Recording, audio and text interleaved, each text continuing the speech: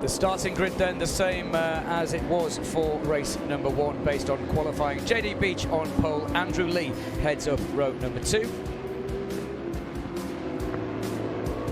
See Jason Waters on the middle of the second row with Dion Campbell, Nolan Lampkin. Yep, Taylor Knapp on the Aprilia on row 4.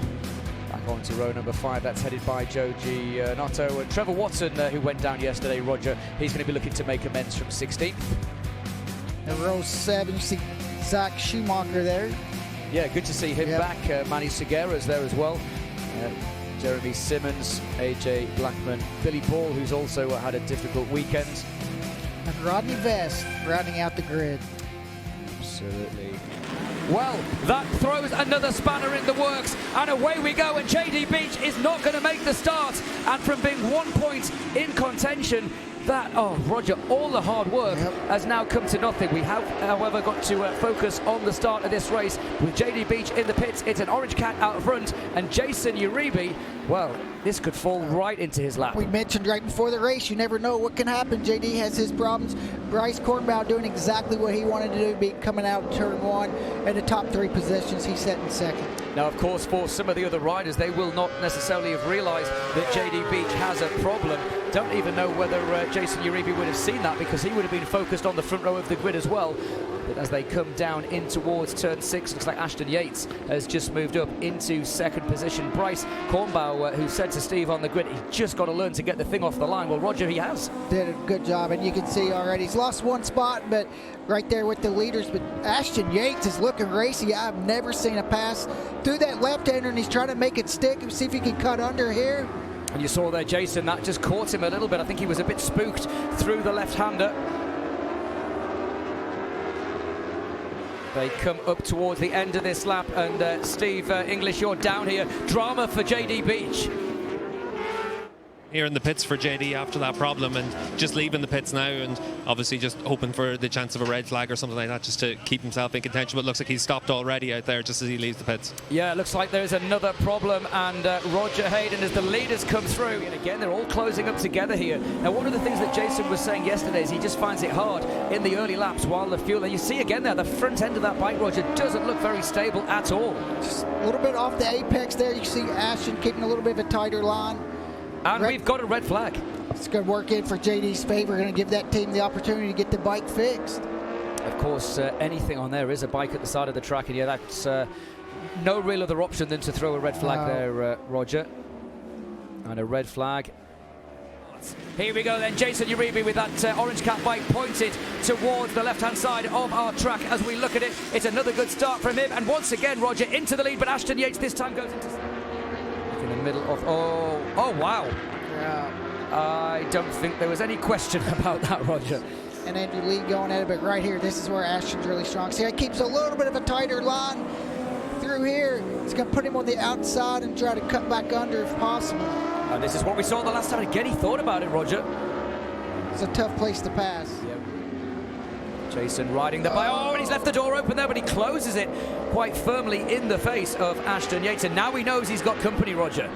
Great drive out of there by Jason. Look at the couple of bike links he pulled out. Andrew Lee's going to be in the draft on the Honda, but Ashton is going to let the brakes out and continue in second place. Yeah, but look what Jason pulled out a little bit there. But again, you see Jason through here. He's not able to bring the bike back where he wants, and then he's offline again. So does Andrew Lee attack? I think now he's finally going to have a full lap behind Jason. He's going to be able to see where he's a little bit stronger. Championship as it stands, it would be a 19-point lead, and again Jason Uribe is taking these wide sweeping lines, but that's going to leave him vulnerable here, Roger. We'll see if Andrew can get a good run out of turn 4 here and set himself up on the brakes. Really good drive. And JD Beach's race is over. Down the back straight, the two orange cap bikes go side by side, and Jason Uribe closes the door again in his face.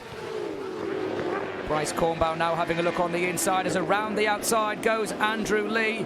Oh, that is brave. And he makes it stick too. See, Ashton's trying to make a move back on Bryce as well.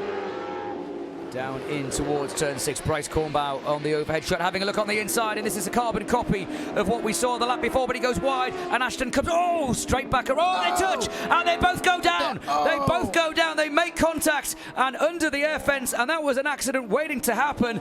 Ashton Yates is furious, and Bryce does stand up, and Roger, with 4 laps remaining, and I saw this from the overhead, there was a lunge on the inside. The first move was clean, and then Roger, what happens? Bryce goes wide, and they, 2 into 1 doesn't go. It's just the 2 lines came together.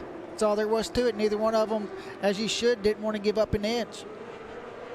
And again, with that air fence being removed, here's another angle, Roger. Yeah, you see, look at it just right there. Both guys just going for the same spot. And that's what's so important about that air fence. Those riders able to jump right back up. Yeah, and Ashton angry. Bryce will be angry, but I don't think Jason Uribe's given up on this. See, this is where Jason's line a little bit tighter now that he's behind Andrew. Looks like he picked up a couple things. Yeah. Christopher Durbin's having a great ride. And Rocco Landers now goes down. But Christopher Durbin's, even though he's got that penalty though, but he's still right behind these guys. Here you go. I think Jason gets a little loose maybe in front of him. Yeah, and Rocco just had nowhere to go. He sat him up. Yeah, he had nowhere to go.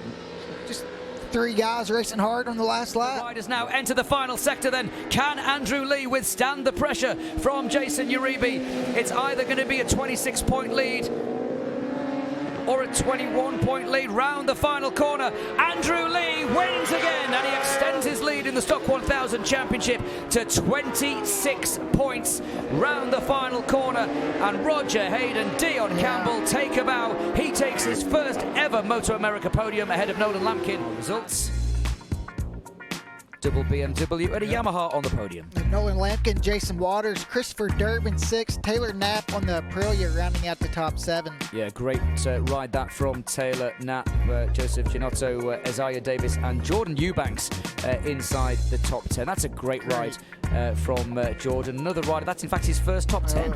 Great job. Great job. Yeah, really, really good job indeed. Let's have a look then at what that has done to the championship with just 2 races and one round remaining.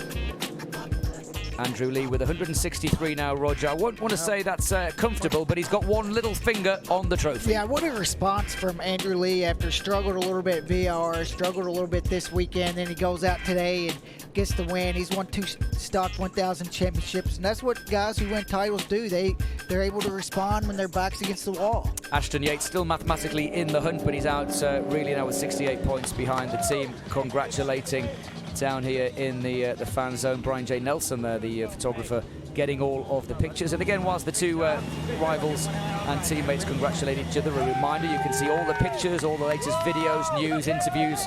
It's going to be full of fans as we look at Andrew Lee standing on the top step, not for the first time. He's just a couple of weeks away from potentially becoming a 3-time MotoAmerica Stock 1000 champion. Can he do it? You're going to have to tune in for that.